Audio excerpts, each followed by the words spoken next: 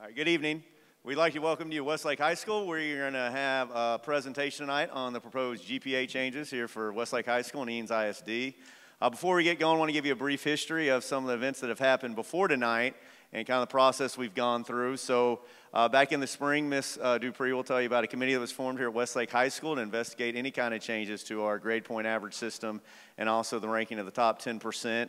And so they went through a process during the spring, and they then presented a board report on June 7th to the Eanes ISD Board of Trustees.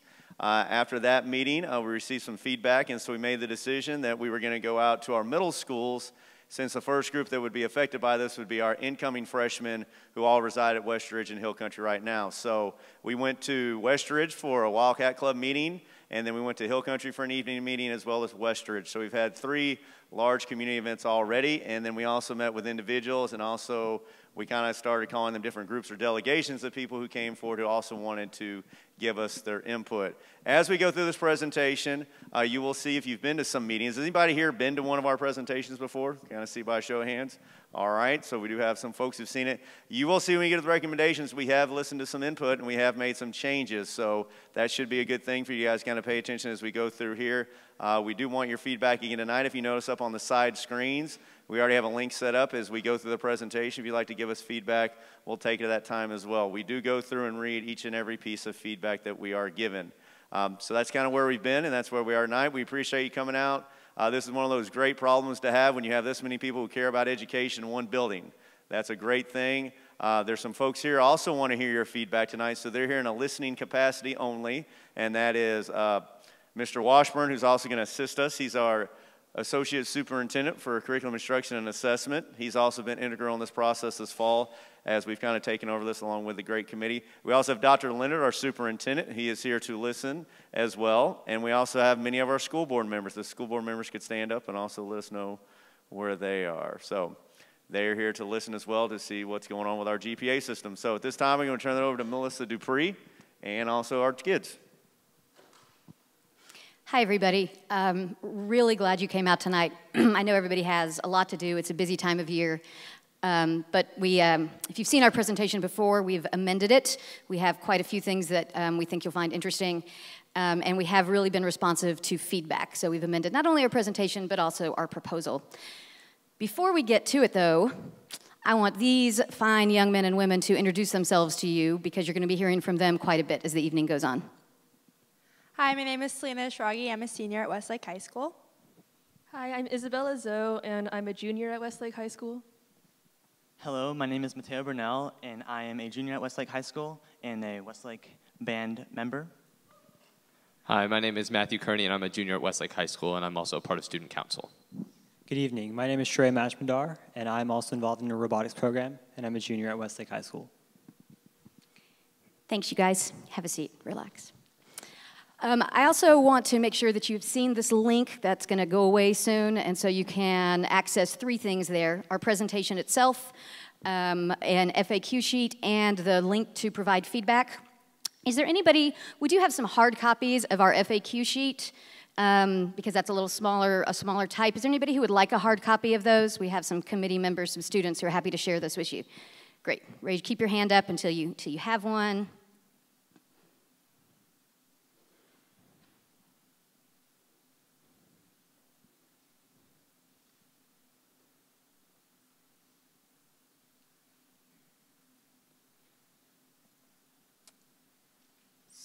So my clicker isn't working.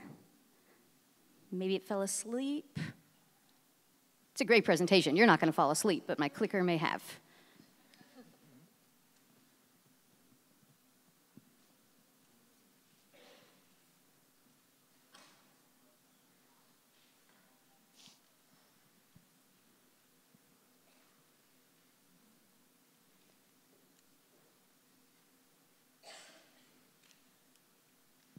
It was working earlier. No, I want us to work. Huh? Nope. It was working earlier.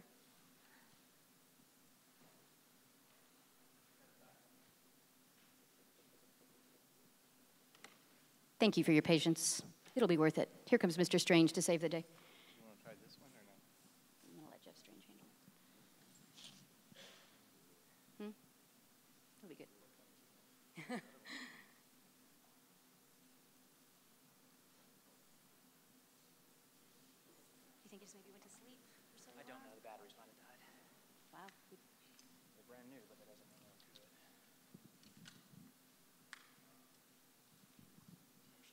Also, I see. Yeah, there we go. Ah. Microsoft Word candidate form. All right. I knew Mr. Strange would save the day, and he did, so thank you.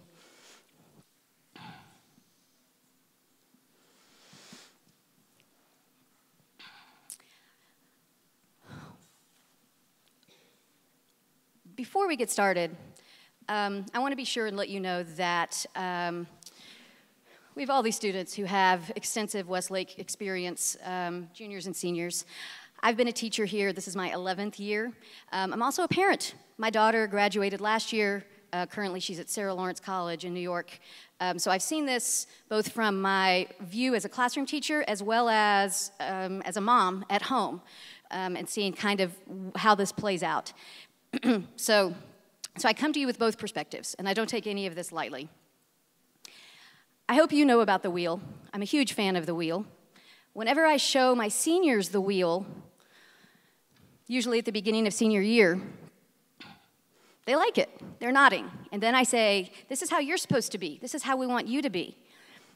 And the mocking, sarcastic laughter takes over the room. And this happens period after period, year after year. And so what they've made me acutely aware of, we're doing pretty well on the eel. We've got the eel down pat. It's the wha. The kids will tell you we're not healthy. We're having all kinds of problems. We don't feel well-rounded. And so again and again, this idea is reiterated. We got to get the wha back into the wheel. And that's really one of our big goals with this whole presentation and this whole movement. Last fall, we administered a survey, and we asked students to complete this statement. And this idea came from a teacher in Denver who was asking her students who lived in poverty to give their students some insight. We thought it was a great stem to get some information from our kids. And we had a huge response to this. Kids just jumped at the opportunity to let us know a little more about the student life and experience here at Westlake. And while we have a lot of things going for us. We have very successful students. We have motivated students. We have a great program that we offer in all kinds of areas. Our start time is right on the money. Pediatricians love our start time. But our students revealed a lot of information to us. What their current reality is. And then, of course, you can see there what we want reality to be for more of our students. It looks pretty bleak on the left. Repeatedly, as we've been preparing for this, I've gone to my current students and said, do you think this is too dramatic? Are we overstating this here? Absolutely not. They say, absolutely not. You're going to hear more about some of these specific things on the left, but this is the reality that many of our students are living in. We look great on the outside. We are doing a lot of great things. But on the inside, what's really happening is it's not a place where every student feels like it's a place where they can be happy and successful, where they can express themselves freely, where they can learn in the ways they want to learn. Our students are struggling. We're not alone in this. What you see here are some headlines from articles nationally. There's a wave of this. We're not the only school that has students who are struggling under some of these pressures. The upper left-hand corner one is an article from The Atlantic called The Silicon Valley Suicides. It references both Palo Alto High School and Gunn High School in California. Excellent schools, right in Stanford's backyard. These schools are very similar to Westlake, demographically, in terms of achievement, in terms of what their students do post-graduation. It's almost eerie how we line up. They've had multiple suicides where kids talk about they can't handle the pressure, there's so much expectation. Again, I don't think I'm being overdramatic when I say we don't want that to be Westlake. We don't want a Central Texas article. We think we can make a difference. We think we can alleviate some of the pressure. These other articles are important as well, and on the FAQ sheet you'll find several of these articles referenced, so you can refer to them later. Very valuable. A lot of things being published about this. Again, we're not the only ones experiencing this. You have the documentary, Race to Nowhere and Beyond Measure, Overloaded and Underprepared, Where You Go Is Not Who You'll Be, How to Raise an Adult. There's a lot of things. People are talking about these issues. These things are coming to the forefront. And so we're hoping to face them and address them directly. One of the beautiful things about this is that these are the two institutions leading the way. Harvard is leading the way. They have a Making Caring Common initiative, and they've published a report called Turning the Tide, which I cannot recommend highly enough. I've described it as a riveting reading, and it really is. I don't know if you know this or not, but when you get accepted to Harvard, they send you a nice letter, nice letterhead. Congratulations, you've been accepted to Harvard. Next paragraph. Please take a gap year. Please take a year off of your schooling. Harvard and other schools were seeing so many kids showing up, they were too burned out for college. They couldn't learn anymore, and that shows up in a number of ways, whether it was excessive substance abuse, whether it was students reporting high levels of depression and anxiety, students who were just completely disinterested in academics because they'd spent so long focusing just on that and not been able to develop other parts of themselves. And so again, it's not just at Harvard. Colleges and universities all over the country are reporting higher and higher levels of depression and anxiety. Stanford is also leading the charge, and they have an initiative called Challenge Success. And it's called that because they want us to challenge our ideas about what success is. Success should mean something individual and personal to each one of us. It shouldn't be a societal standard that our kids are trying to live up to. And so that's why Challenge Success is called that. We have actually applied for and become a Challenge Success school, and we are working directly with a coach from the Stanford Graduate School of Education to look at some of our specific issues that you saw on an earlier slide and how we can improve this for our students. We're lucky to have their expertise because they've been working with schools like us for about 12 years now. And so when they look at our data, they're not just looking at us in a vacuum. They can compare us and our results with other schools like us from around the country. Certainly there are other schools in the country that have different types of issues, but there are plenty of schools like us, academically successful, academically competitive, that are sharing some of these issues. And so we've opted to work with Stanford on the Challenge Success initiative. We took a survey last fall to start off on this Challenge Success business. And we learned quite a bit. It turns out when you ask the kids things, they tell you a lot. One of the most alarming pieces of information we got from this survey was how little our students are sleeping.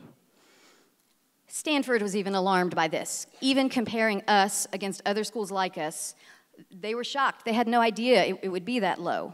It's lower, again, than other schools like us. You know, the sleep research is really interesting, and any of my former or current students who are here, they know this is a drum I beat pretty loudly and frequently because we know a lot more now than we used to. We know a lot more now than we used to. I don't know about you. I'm looking, there are a lot of young people in the audience. But people my age and older, I was definitely told multiple times, you just push through. If you have to go all night for multiple nights, that's just how it is. That's how you attain success. We know now that can be so damaging to our bodies and our brains, especially when you're thinking about the vulnerable brains of our students. They're still forming and growing, and will be for quite some time. They've got another 4, 5, 6 years before their brains are fully formed. So now that we know more about sleep, we can't afford to ignore it. We have to change what we're telling our kids, even what we're telling ourselves, even though I'm old, so it doesn't matter quite as much. So this is research that was released last year. We know we want our students cognitively sharp. We know we want that high cognitive function. And so when they're staying up later and later and later to study, that's really about diminishing returns over time. They often think, well, the more I stay up, then those are more points I'm going to get on that test. Often that's not true.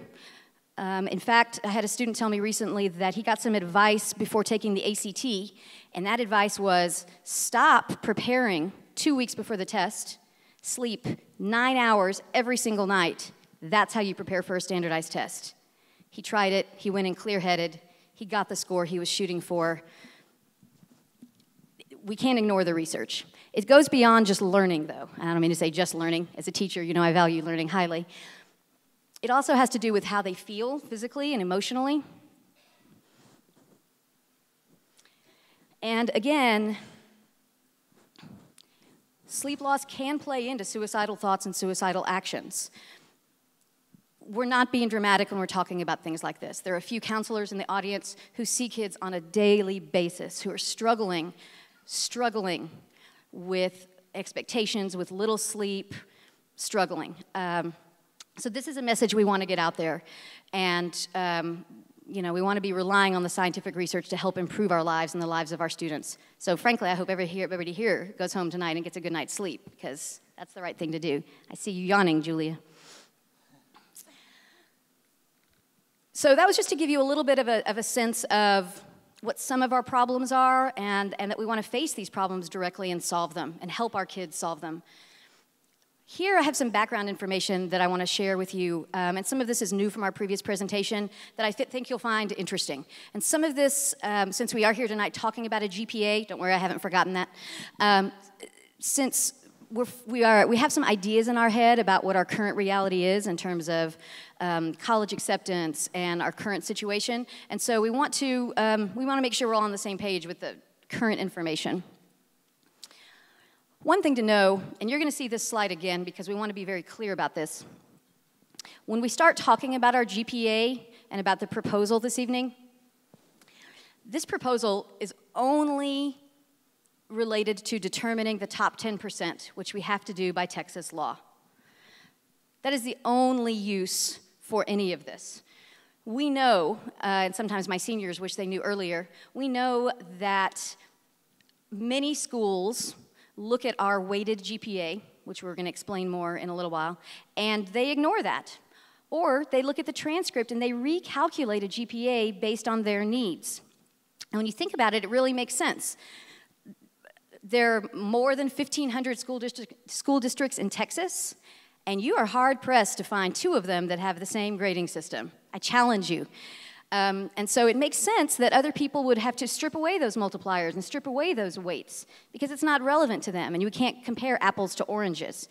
And so for students who are applying outside of Texas to public schools or private schools inside or outside of Texas, often that weighted GPA is completely disregarded, and other GPAs are calculated according to whatever algorithms those admissions committees have set up.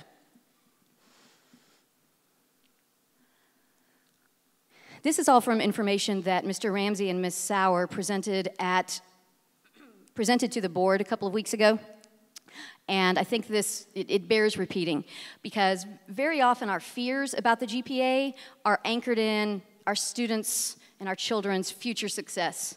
And we want to be sure, are our kids still going to be successful? And so I think it bears taking a look at what the class of 2016 is doing, what they tried to do, and what they actually ended up doing. So you see the 10% there, pursuing other options. Let's just handle that one right now. We have increasing numbers of students taking purposeful gap years, not video game gap years, but purposeful gap years. And so now let's talk about what colleges our 2016 graduates got accepted to. So this list is the top 23 schools listed by order of the numbers of Westlake students who got accepted. Just take that in for a second.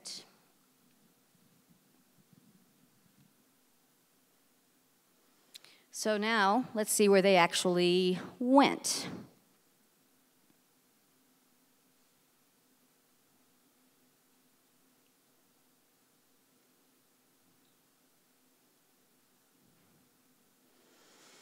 I also want to mention here that let's talk about highly selective colleges. One thing that's exciting, I think, about this information is that we actually, as Westlake, we have high acceptance rates, sometimes even double what other schools have to some of these selective universities. That's the great news. Turns out going to Westlake is a good thing and can prepare you for a lot, so go Shaps. To me, the other piece of this is I think there might be a misperception that everybody who graduates from Westlake is bound for the Ivy League. And if they're not, then somehow they've disappointed themselves, their families, their ancestors.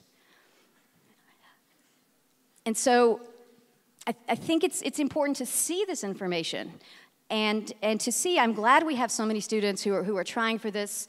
But it's always a little worrisome when students come in as freshmen and they're saying things like, I'm going to Yale. I've been wanting to go to Yale my whole life, and I'm going to Yale. Mathematically, we can't guarantee that. We can't guarantee anything. There's a long list on the Board of Trustees website of where everybody ended up going. Again, this is riveting reading because you get down there, it's 6 or 7 pages long, and you find out that a lot of our kids really did listen when we advised them to find places that were a good fit for them. And so there's just an incredibly wide variety on here. I think we should start showing this list to students earlier so they can get the idea. So we're not just fixated on the elite and the selective and the prestigious universities, but we're asking students to set up their own lives in a way that's going to serve them well. So again, this is a great list to read. What about if you're not in the top 10%? Are you just kissing your chances of going to UT or A&M goodbye? Not even close. Not even close. Look at this.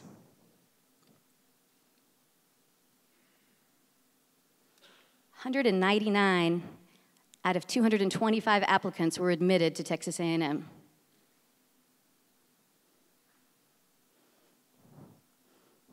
Clearly, some of you care more about UT. I've got that.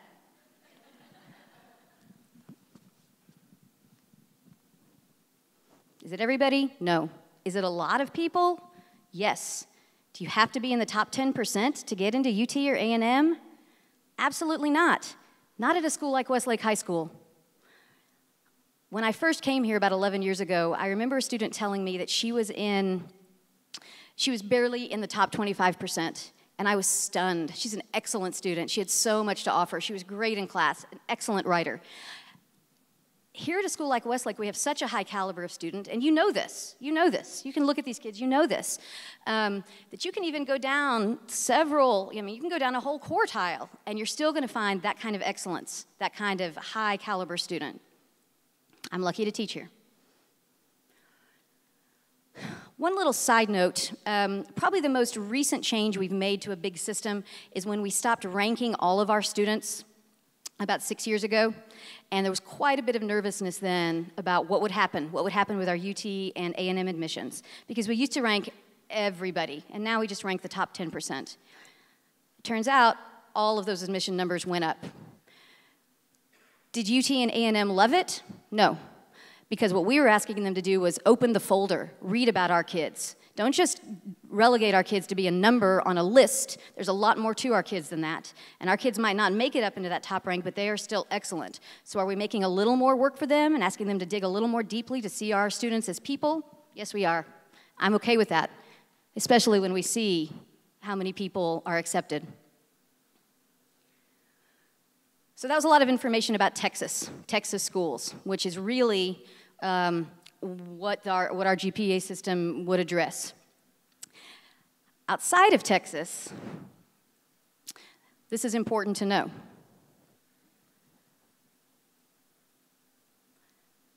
When I shared this with a class last week, I had a student say, how can we find out what 15%? I want to know specifically. And so I reiterated again that this is all a pretty mysterious process, happening behind closed doors for all kinds of reasons we don't know about. We can't predict what any admissions committee will do at any given time. But it is interesting to see how much rank has slid. This slide you'll be able to see better on your own devices or on your computer at home later, but it shows you what does matter and how class rank has slipped over the years again. One thing we hear over and over again, and this is a quote from a former dean at Dartmouth, We hear over and over again that there are so many qualified kids applying to college these days.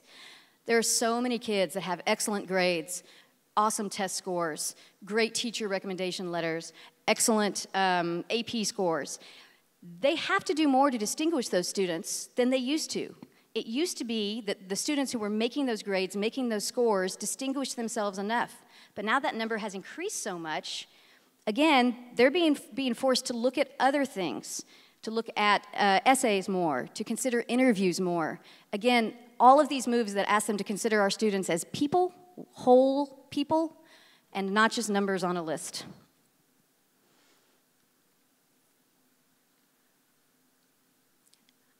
I have to tell you that one reason I feel so strongly about this is that every year I see seniors. I love teaching seniors. It's a great time. But every year I see seniors who maybe don't get the college acceptances they thought they were going to get. In fact, there are people in this room that fall into that category. Things didn't quite work out the way they thought it would. They'd been led to believe, whether explicitly or implicitly, I'm not sure, that if they took all of these AP classes, if they were involved in 4 extracurriculars, if they started a nonprofit, if they did community service every weekend, if they participated in 4 sports and saved orphans on the weekend, that they would get some golden magical prize at the end. And that prize to them comes in the form of admission to some elite university. And every year, I have multiple students realize, wait a second, I thought I was going to get that because I have been miserable for years. So are you telling me that I was miserable and I still don't get that? It's a lot to deal with. Those are a lot of sad, disappointed kids, and frankly, cynical kids who wonder, what was the point? I also want to go back to, we don't know what admissions offices are doing behind closed doors. We hear lots of stories. I've heard stories of the band director going to the admissions office and saying, all right, I need 2 tubas. Keep digging in your stack until you find me some tuba players. We all have stories about people with different strengths and weaknesses that got into schools and maybe were baffled by this. So I really try to urge my students to not be too upset by some of the decisions that these nameless, faceless strangers make behind closed doors, to at least not get their self-worth tied up in it, because that definitely happens. This is some information that we'll be sharing more widely as time goes on. When the counselors send off our students' transcripts, they include a piece of information that labels that student's course of study. Average, demanding, very demanding, or most demanding. Most demanding is 8 or more AP courses over the course of an entire high school career. When I showed my students this, they said, "You mean 8 in senior year?" I said, "No, that's Westlake thinking." In fact, I have many former students who come back and are really astonished at the number of AP classes they took. For some kids, it's great. They get some credit, they get some placement, it helps them. But again, other kids talk to their college roommates. In fact, I've had this conversation relayed to me multiple times. I'm talking to my roommate, asking him how his high school experience was. He says, I was a pretty big deal in my school. I was top of the class. I was one of the smart kids, for sure, if not the smart kid.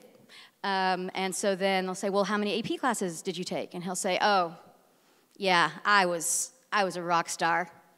I took 7. And our kids are stunned by this, because many of our kids think the expectation is you have to take many, that it's about stacking those up, loading up as many as you can. To me, this is a big relief. If the counseling office is going to say the most demanding is 8, that gives our kids a little bit of breathing room.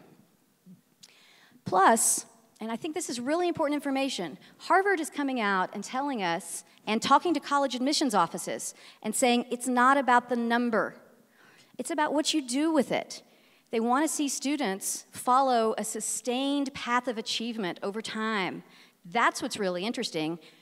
Not a student who's gaming the system and just loading up on AP classes in which they have no interest. In fact, this is usually where I talk about in my senior English classes. I love my students. I have great students. They're pretty honest with me. And many of my kids will openly say, I hate reading and writing. It's a painful year in AP literature if you hate reading and writing. It's miserable. Trust me, I've heard the complaints back. And so it's an odd choice to me that you would sign up for advanced placement literature and composition and you have no interest in reading and writing. It's an odd fit, and it can make for some tense classroom situations as well. So Harvard is making this recommendation and saying we can't just be looking at the numbers anymore. It's not just about the numbers. It's not about take them all, take them all. And this is just a sampling of some of the schools that agree. If you go to the Turning the Tide website, you'll see there is a longer list of schools. This is from last year.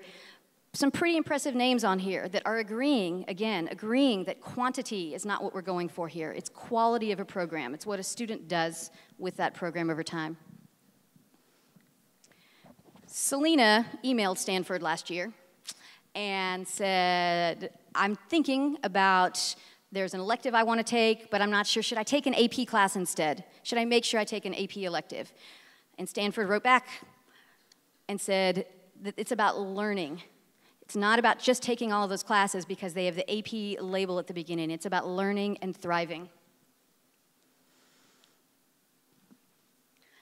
I will also say that my own daughter made a choice early on that she wanted to be involved with the Feather Duster, our school newspaper.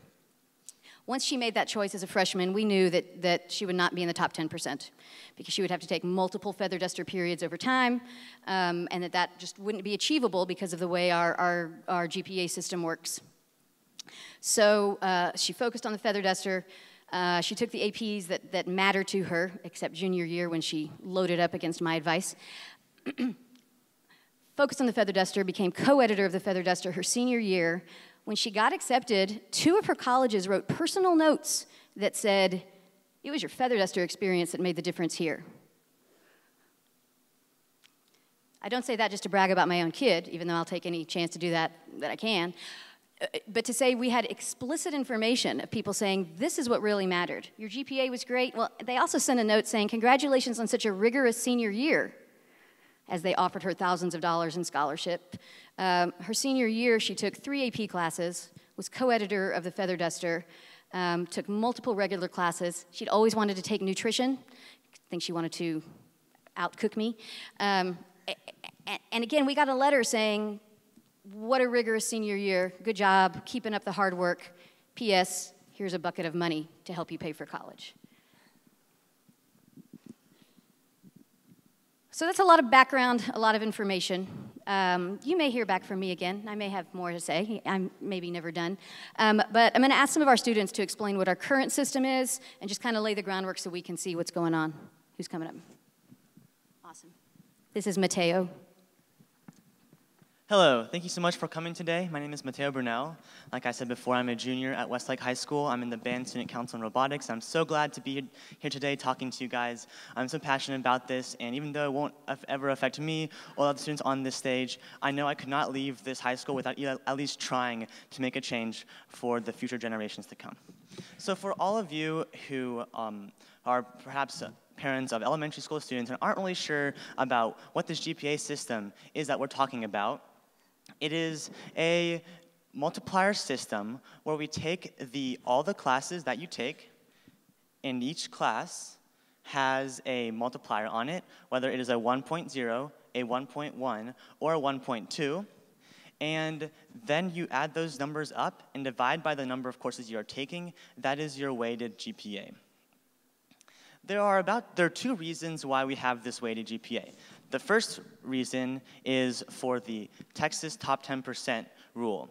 And this is because Texas requires us to rank the top 10% for automatic college admissions. It is also to note that schools outside of Texas, most schools outside of Texas do not rank. The second reason is to incentivize students to take challenging courses and to reward students for taking for their effort in these advanced courses. I will now pass the microphone, and as we explain why we want to change the current system. This multiplier system was implemented about 12 years ago, and we discovered some unintended consequences that really started surfacing about 5 or 6 years in. And that shows you we've been talking about this for a while. So I have several slides on these unintended consequences, so if you'll take a second and read through them. One is that sometimes students maybe take more classes than they can handle academically. We're fostering a culture in which our students care about their grades and their GPA, but not necessarily about learning. Some students are taking classes before they're really ready to handle such abstract thinking or whatever. They're loading up before they're ready to do that. We know we've got a high-stress environment. It is such a disappointment to teach seniors every year who say, wow, I had to drop orchestra because it was a regular class, or I always wish I could have taken 3D animation, or stayed in choir, that was so much fun, or taken some beginning art classes, or we offer such an impressive array of courses, but often our students are only encouraged to take those that have the multiplier. And so it looks like we have scores of students fascinated by art history. And I wish that were the case. Thanks.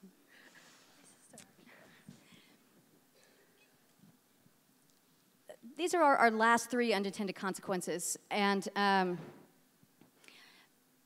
think the last 2 are worth mentioning. That sometimes we spend so much time talking about the top 10% and rank and things like that, that the students who fall outside of that often wonder if they fit in. They wonder if they're being seen. They wonder if they're invisible. And so Mr. Ramsey and I are dedicated that once our GPA conversations are over, we're gonna focus on everybody else. I don't know if you know this or not, and I am mocked for saying this sometime, but I will still say it. 90% of our students are not in the top 10%. And I can do simple math. I can even do complicated math. But I think it's worth saying because we have such an emphasis on the top 10%. And again, I also want to remind you that we have an excellent caliber of student outside the top 10%. So we have to remind ourselves, remember this entire student body we're working with and trying to nurture and help them grow. That's our whole idea. Last fall, as we were starting to talk openly about some of these things, one thing that led to the formation of this committee was that in some breakout groups at some staff development, our faculty members kept saying over and over, it's time to get rid of the multiplier, it's time to come up with a new system, or just get rid of the multiplier completely, which is something that's pretty radical and has been suggested repeatedly. So it started with this idea of looking at what was going on with our student body. Our faculty could see that too, and they spoke up. We went to the campus leadership team and asked them to approve a committee, and these are our committee members. We were very careful to have parents, students, teachers, administrators, counselors, and then a variety within those categories as well. It's a large committee to make progress with, and I'll be frank with you. When we started this work, we did not have consensus. We weren't even close. The more we talked, the more we read, the more we looked at the research, looked at the information, looked at what other schools are doing, we ended up with consensus.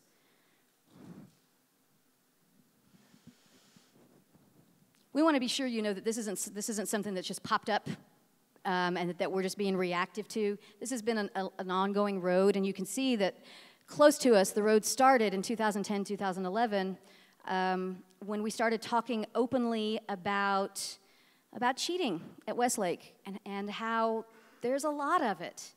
And I'm not necessarily talking about cheating on tests. Many of our kids draw a line. But if we're talking copying homework, one year I had 99% of students openly raise their hand to me and say, yes, yeah, I've copied homework. That's a way of life. You have to copy homework to survive. And the couple of kids that didn't raise their hand were looking around like, wait, who left me out of the loop? You mean you guys were all collaborating and I wasn't a part of that? So we started, in addition to revising the honor code, we really wanted to get at why is this? Why is everybody too busy to do their homework for the classes they signed up for? I also want to acknowledge here, we've looked far and wide. We don't think there's a perfect system. We really don't. We do think we can do a lot better. We do think we can do a lot better. As a committee, we thought it was important for us to have some guidelines, for us to figure out what we wanted in a system before we started looking at numbers or anything like that. And so we established these values because these were the things that keep coming up over and over. We want students to be able to pursue their interests at a high level, whether that's in a core class or an elective class. We want a system that values our STEM classes, our humanities classes, arts, language. We want them all valued equally. We did decide we wanted to have a bonus for AP and pre-AP courses. To be honest, we knew that completely doing away with a multiplier and not providing any bonus, that a lot of people would struggle with that. And so we wanted there to be some bonus. There are plenty of schools around the country that offer no bonus for advanced coursework. And in fact, I had a Westlake graduate from last year email me, and he said, you know, I just realized in college I'm not getting a bonus for taking harder classes. I could be taking English 101. I am taking that. I'm also taking, you know, biochemistry 7, or I'm just making things up. But, like, there's no bonus. Like, it's what you're getting out of it that really matters. We also decided as an entire committee that we wanted to be specific about the number of weighted courses that would factor into the weighted GPA. Not the number of advanced courses a student could take, but the number of weighted courses that would factor into the weighted GPA. We also wanted to get closer to some of our collegiate recognition systems. We're going to talk about that a little more later. One thing that came out loud and clear, and we've gotten a lot of positive feedback on this, is that we wanted to have these intervals, these ranges for our grades. We're one of the only schools who is using a 0 to 100 scale, and every single point along the way matters. And it's that pressure on every single point that encourages our students to do some things that they're not proud of. And that includes not sleeping because they're pushing to get that extra 2 points. Many of our students will gladly sacrifice 4 or 5 hours of sleep to move from a 95 to a 98. And so I had many students last year that were angry first and then confused as to why I said both of those are high A's. You need to go to sleep. We also have heard, we have a competitive environment, and not in the way the competition is great, but in the way that students will sabotage one another. Students will publish and share fake Quizlets with wrong answers. Students will openly say, I need other people to fail so I can succeed. And so we don't want there to be so much pressure on every single point. We want there to be these intervals. And we want kids to be able to pursue their passions. So now let's get to what it is we're actually proposing and recommending. I offer you Shrey. Sure. Here, I'll take this. Hello, everyone. So for those of you who don't know, I'm Shrey. I know a few people trickled in. We're going to go ahead and take a look at kind of some of the recommendations which we've proposed. But first, we would like to kind of touch on one big point, which, as we've talked to the community and done the multiple community sessions at Westridge and Hill Country, the question has always come up that, are we limiting the number of APs and pre-APs which students can take? And the answer is a strong no. We'll get later into the presentation about reasons of why students should take pre-APs and APs, even though they might not factor in with a bonus into their GPA. But one of our desired characteristics, as it says, was to allow students to pursue the highest levels of learning without penalizing them for pursuing their passions as well. Sorry. Our first recommendation is to kind of level the playing field. And what I mean by this is taking a look at the courses which don't necessarily lead to an AP exam or aren't post-AP and not giving them a bonus. Now, as many of you may know, robotics, something that I'm proud of to be in, along with other classes such as mentorship, they get a multiplier even though they don't really lead to an AP exam. This was done in order to kind of incentivize enrollment for students to take these classes. But over time, it has created an unfair playing field because students take these courses in order to kind of game the system and get a multiplier for a class. Whereas what we're proposing here is that to level the playing field. So I'll give an example of the English department. There's an AP exam for English 3, which most kids take their junior year.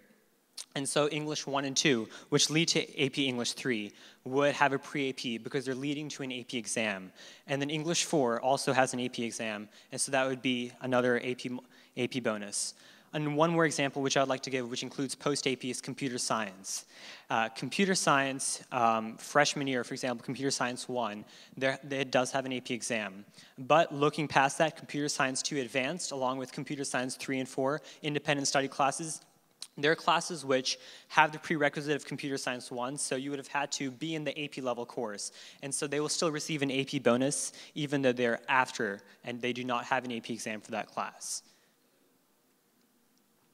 Looking at recommendation number 2, as Ms. Dupree was mentioning, right now many students openly say that others do have to fail in order for me to be in the top 7% or be in the top 10%.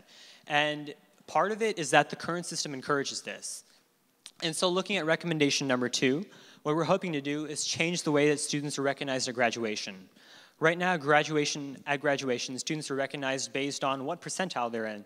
The top 5%, the top 10%. I know the top 5% get a little star on the graduation list. But what we're hoping to do is let students set achievements. So I'm aiming for a 4.0 over my high school career, which is great, especially at a high school like Westlake. And so the Latin recognition system which we're proposing would allow more students to be recognized, especially at such a rigorous school like Westlake. And looking at recommendation number 3, we're looking to alter the way that weighted GPA is calculated. I would like to reiterate a point which Ms. Dupree said earlier, that all of this is for one number at the bottom right hand of your transcript, and that's the weighted GPA. All of the courses which you take over your high school career, along with whether they're AP or pre-AP, will show up as an unweighted grade, 1 through 100 scale on your transcript. This only affects that one weighted GPA calculation. And I'm going to turn it over to Matthew. Hi guys, I'm Matthew. I'm a junior here at Westlake. So we would just once again like to remind everyone that this change in the weighted GPA is just for top 10% for in-state schools. So most colleges take that number, laugh at it, they say everyone has a different weighting, they unweight it, they look at what you took and they weight it on their own system. So with that in mind, I'd like to go through real quick what our original proposal was, and then kind of go through how we listened to feedback from the community and revise our proposals. So on our original proposal, we knew that grade banding was something we wanted, and we also wanted to get rid of the multiplier. So what we did is we took your courses on a 100-point scale, and we added 5 points for pre-AP courses and 8 points for AP courses. The reason we added points instead of multiplying is that the multiplier is discriminatory. So if I got a 70 in a class and I multiplied it by the 1.2, I'd only get 14 bonus points. But if I got a 100 in that class, I'd get 20 bonus points. So it discriminates against the students who don't necessarily get the highest grade in that class. Whereas adding points gives all students in that class who are taking that AP class that bonus for taking a rigorous course. The second thing we did is we had this banding system here, which then converted to a 4.67 scale. This is something we also had in our original proposal that carried over but is slightly modified in our new proposals. So we wanted to encourage students to take a healthy number of APs and to challenge themselves, but also be able to follow their passions and not be penalized for that.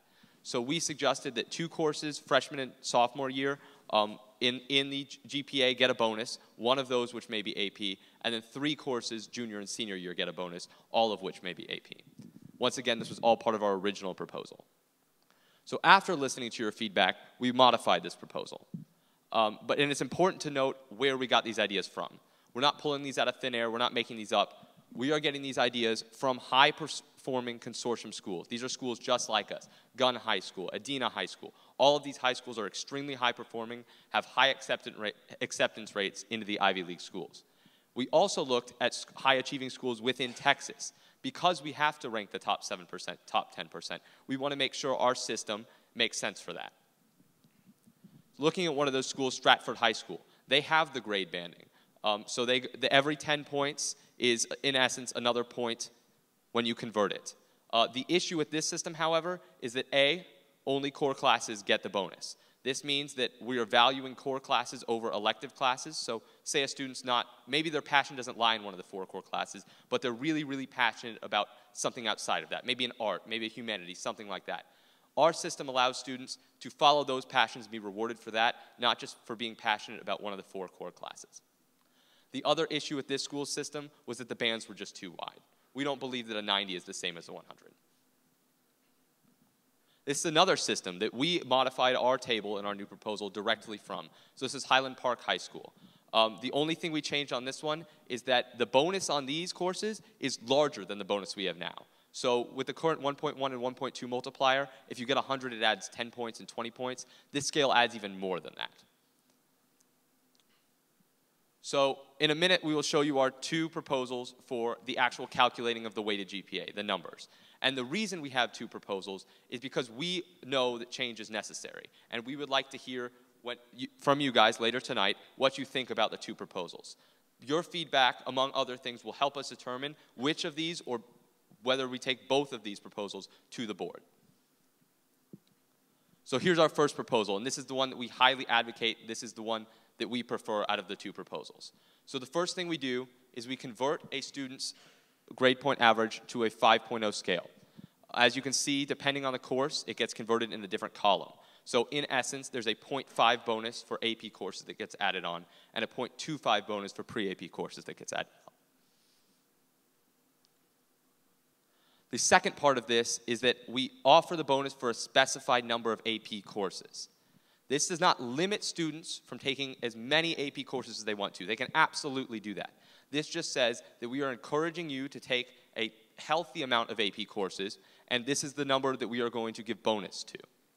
So it's pretty easy to follow. 1, 2, 3, 4, 1 9th grade, 2 10th grade, 3 11th grade, and 4 12th grade would get that bonus. All pre-AP courses will receive bonus because they lead to an AP course. A big question we've been getting is, well, if you're going to give certain courses AP bonus and not give other courses AP bonus, does it matter which courses get the AP bonus? And the short answer is no. Here's an example schedule here. If you look at, so we added the bonus to 3 of the AP courses and 1 of the pre-AP courses. And if you look at the points with bonus, it adds up to 29.75. If you look at the points without bonus, it adds up to 28. If you add 0.5 for each AP, so 3 times 0.5 is 1.5, you get 29.5. And if you add 0.25 for pre-AP, you get 29.75. So it doesn't matter which course we add it to or if we add it at the end, it's the same number in the end.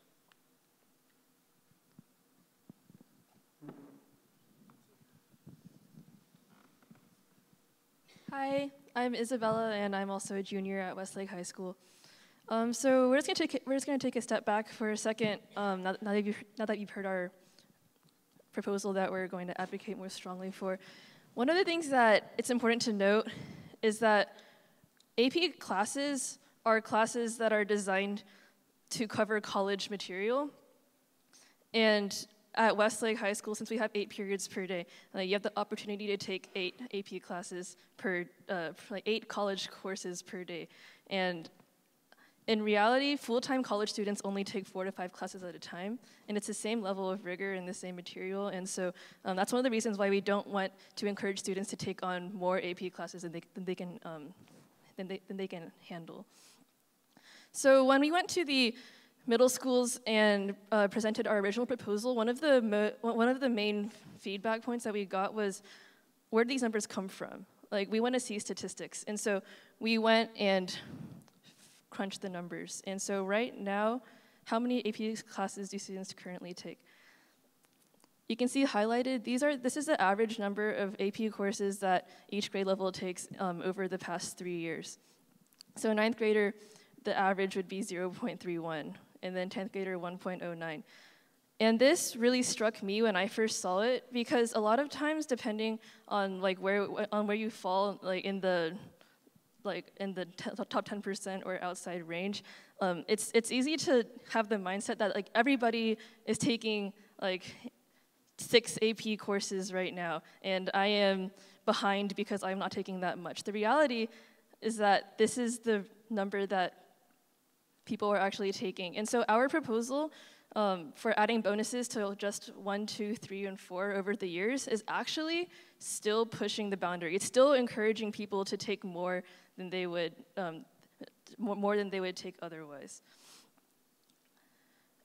This is another statistic we were able to come up with, and so you can see highlighted are the intervals of students who fall outside that 1, 2, 3, 4 range, and who currently would be taking more than that. And so you can see that in each grade level, there aren't as many people who are taking more than 1, 2, 3, and 4 as you might think. And so there's 2 ways to look at this. Our intention in this proposal, again, is to alleviate the stress that comes from overloading ourselves with too many AP courses and too much schoolwork that doesn't add to our experience in high school and to our future. And so, like, does this previous slide, the fact that not many people will be affected, does that mean that only part of our student population will be positively affected by this change? And the answer is no. We have talked a lot about how the top 10%, that interval, like the people up there are the ones who basically set the culture for the entire rest of the school. Once you start looking up and you're like, oh, these people are taking like 7 AP courses or 6, again, it gives you that sense that you are lesser, you're inferior to those people. And so any changes that we do that can alter the mindset and the culture in the top, in the people who would be taking like 7 APs or 6 APs, it trickles down and it'll affect the entire population in a way that will allow our school to become a school that focuses on the learning and less on the numbers. And so again, the answer is no. So one of the surveys that we took, the student population at Westlake took for Challenge Success, was about the symptoms that we feel based on our school experience. And I remember when I was taking this survey and I was like checking off the boxes that applied, I was like, yeah, absolutely, exhaustion. But I felt like, am I the only one? And so looking at these statistics, the fact that across all grade levels, these problems are so prevalent, I was both comforted and really disturbed because of the fact that like I'm not alone in my exhaustion and my difficulty sleeping, and but it's across the entire school. And one of the things that Challenge Success told us was that it's not just in the top 10%, it's not just in the bottom 10%, it's across the entire spectrum and across all the grades at Westlake that these problems are happening. And yeah, there weren't any differences based on position in the spectrum or by your grade or anything. And one of the things which I wanted to add to this slide was I was at a campus leadership team meeting a few days ago, and one of the teachers who was there, and she's been very involved with Westlake now, she used to be the department chair for math, and she took a look at these numbers when Ms. Dupree presented them, and Ms. Bryant, and she was like, are these actually your students? And that's when it kind of hit me as a student that this is true, and it's affecting all grade levels, and it's affecting, there's no discrimination. It doesn't matter the number of APs you're taking, and it is Westlake students, and these problems are hitting them hard. Yeah, absolutely. And so our proposed changes will hopefully start to alleviate this and make these numbers go down. As Ms. Dupree mentioned before, this is the reality. Like, I can tell you from personal experience that I relate to this. And it might seem really dramatic, but it's really not. Ms. Dupree asked her senior classes, does this slide, this actual slide, does it seem like overpronounced? Is it more than you actually feel? And the answer was a resounding no. This is our reality. This is my reality as a Westlake student. This is the way our culture is right now. And so we want to be able to do our best to change that. Hello, it's Me again. We, as a committee, after going through our recommendations, after going through our proposal and looking at everything, we actually called back Westlake alum students who had graduated from Westlake, who had gone to college, and who had actually seen the real world outside of what we know as Westlake. Stephen Wilbanks, who is a graduate of 2012, said that, of course, the students at Westlake will always play the game and always take as many AP courses as they can. And so this is why that we have so many students taking courses that they are not interested in. And as we have described previously in this presentation, that this leads to sleep loss, to weight loss, to so many causes, so many problems that it's just not worth it. Additionally, Stephen says that this overload causes mental health, widespread academic honesty, and improper focus on getting a grade rather than actually learning the material, which can be kind of strange because school is supposed to be about the learning, not about necessarily the number that you receive. And Stephen goes on to say that he has seen this get worse and worse every day. And what this said to me was that we need to change it now. Like, this cannot go on, and it is so prevalent in our culture right now that if we were to wait, postpone it for a few years or so, we could be the next gun high school. Lincoln Valdez, a friend of mine, was class of 2014 at Westlake, and he talks about where he likes the grade bucketing of these, our GPA proposal, because this makes a more precise grading scale and alleviates the cutthroat society that we have currently.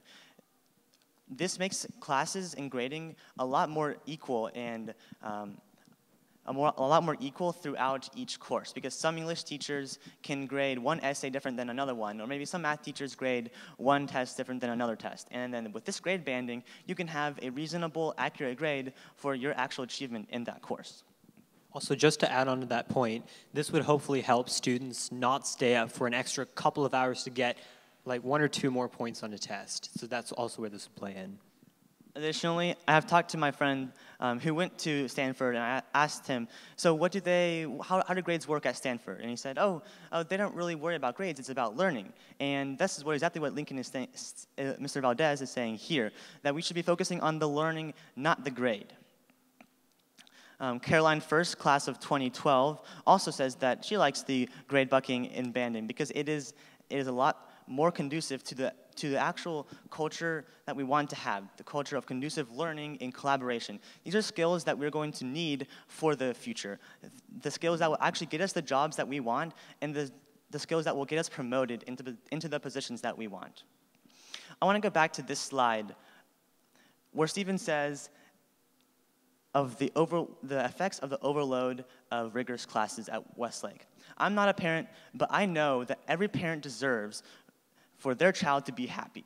And when their child looks back on their Westlake years and thinks of their mental health issues, widespread academic honesty, and improper focus on getting grades rather than learning, that's not happiness to me.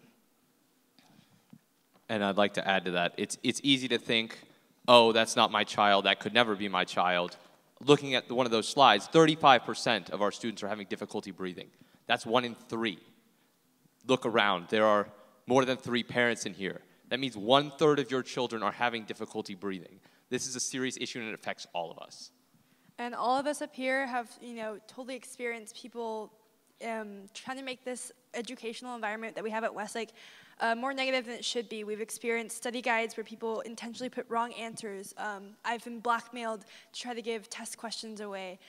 It's not something that you can hide away from just by being in the school and in this environment. It's this awful truth that we have to face every day. So on that note, I'd like to explain Proposal B real quick. So Proposal A, if you remember, was the one with the grade banding and the specified number of AP courses per semester they get the bonus. Proposal B is very similar, and it has the same number of specified AP courses per semester they get the bonus. But instead of doing the grade banding, it adds 5 points or 5 points for pre-AP and 10 points for AP onto that regular 100-point scale.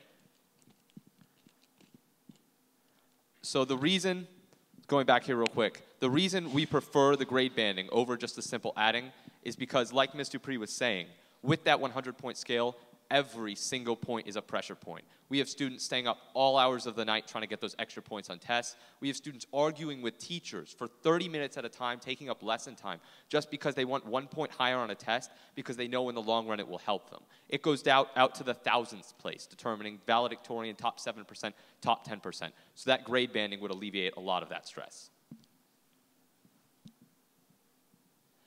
Recommendation number 4 goes along with that grade banding. In the event of grade banding, there could be a tie for valedictorian or salutatorian. In order to determine, the valedictorian in Texas gets free in-state tuition at a Texas school.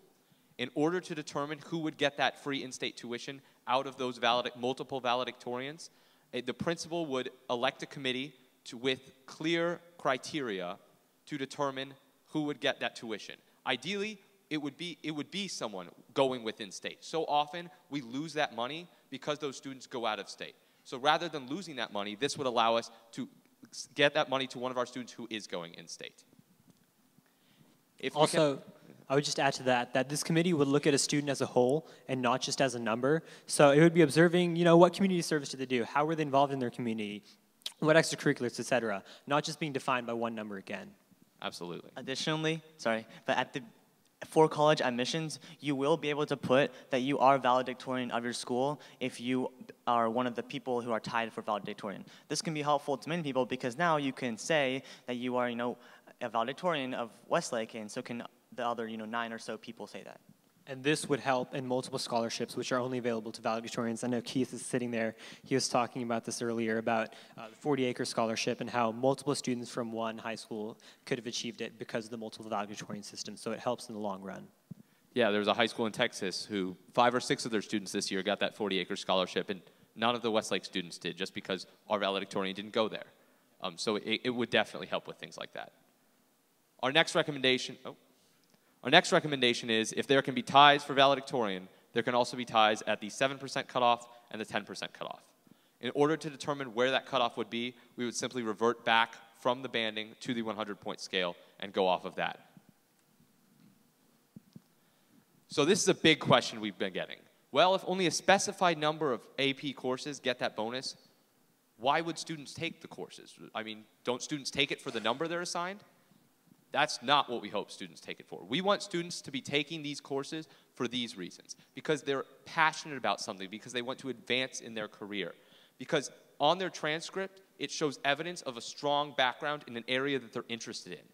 It demonstrates their intrinsic motivation, and it's an opportunity to get AP credit for a college course. So going into college, you can take more advanced courses and spend less money in college taking those college courses.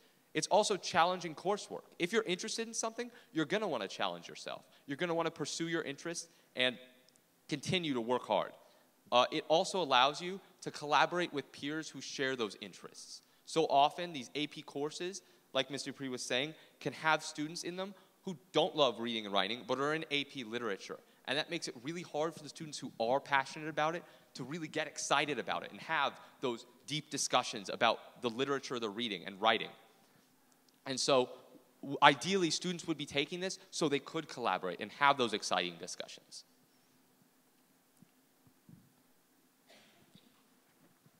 Just one short thing.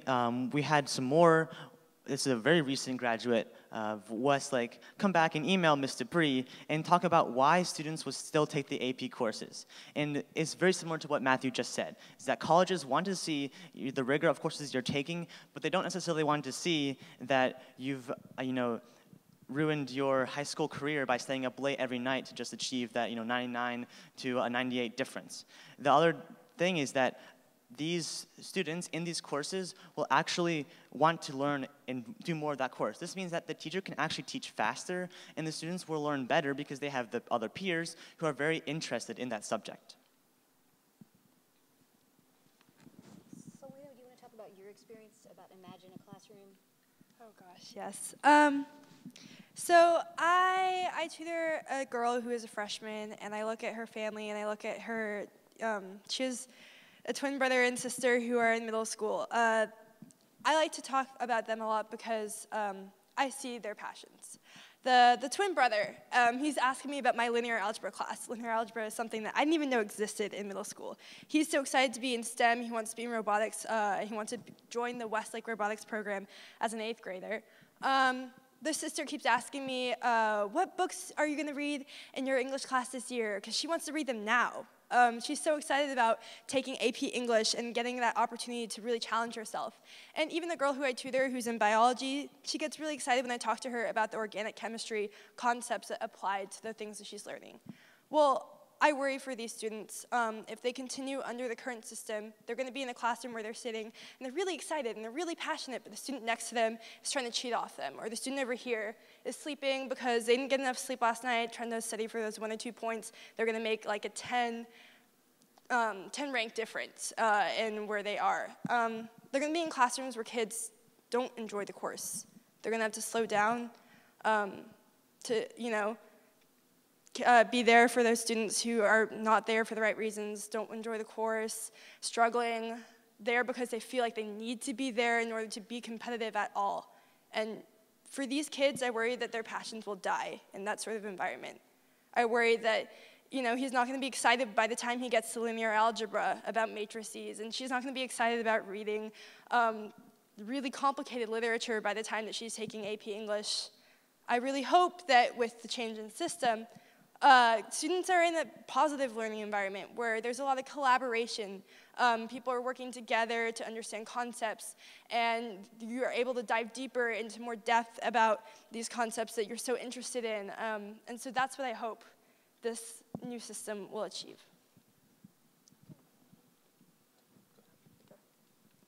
So another big piece of feedback that we've been getting is, how come if we're trying to alleviate stress and stop people from taking too many AP courses, how come we don't just require everyone to take 2 classes with no bonus? Currently, we require each student to take at least 4 in their high school career. And so people are wondering, why don't we just increase that number? The reason why we say this is because this goes directly against one of our core values, which is that we want to allow students to pursue the highest level of learning in the areas that they're interested in, that they're passionate about. And so limiting the number of courses that you can take that aren't regular, like that actually, we think that's actually more extreme than what we're proposing. We want students to be able to take as many classes as they're interested in as they want to, and we think that increasing the number of regular courses that you're required to take will directly go against that, because you can't take the AP class that you are interested in and that you want to learn from and you want to get college credit for.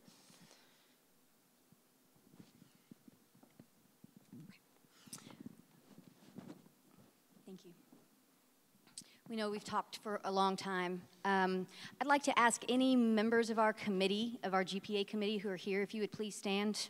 These are people who put in many hours, and they're here again just out of the goodness of their hearts for support.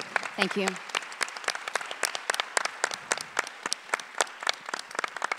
We so appreciate everything you've done. I also, how about these kids? Am I right? I mean, it's amazing.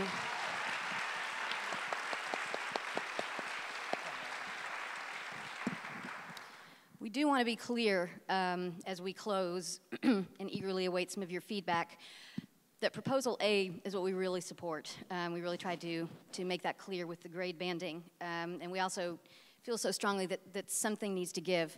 When I asked my students, so under this system, would you just have dropped all your APs and said forget it? And the answer was, well, no. But I would have been making that choice. It wouldn't have been a system that was imposing this choice on me because of the way things are ranked and the way things are multiplied. It would have been me making those choices. And so, yeah, I might have taken 1 or 2 fewer, but that probably would have been a good, healthy thing. As we move forward, we'll be going back to the board with a final revised proposal. Any changes that the board considers would not be implemented with any current students. These would be for rising 8th graders. Sorry, rising 9th graders, current 8th graders. This isn't the only thing that we're doing. We're also continuing to work with Challenge Success and figure out many other ways where we can alleviate some of the pressure, improve our student environment, make this a much better experience for our students. It's what we're really trying to do. Again, it comes back to the wheel. All roads lead to the wheel. And I think they should. This is really what we're going for, and we really believe this is a step in that direction. So Mr. Washburn is going to come and give us a little instruction on how we'll hear feedback and how that's going to go. If you don't enjoy public speaking, and you don't have to, then we do have the survey. Again, it's on that page, and you can go there and share all of your thoughts with us. Thank you so much for listening.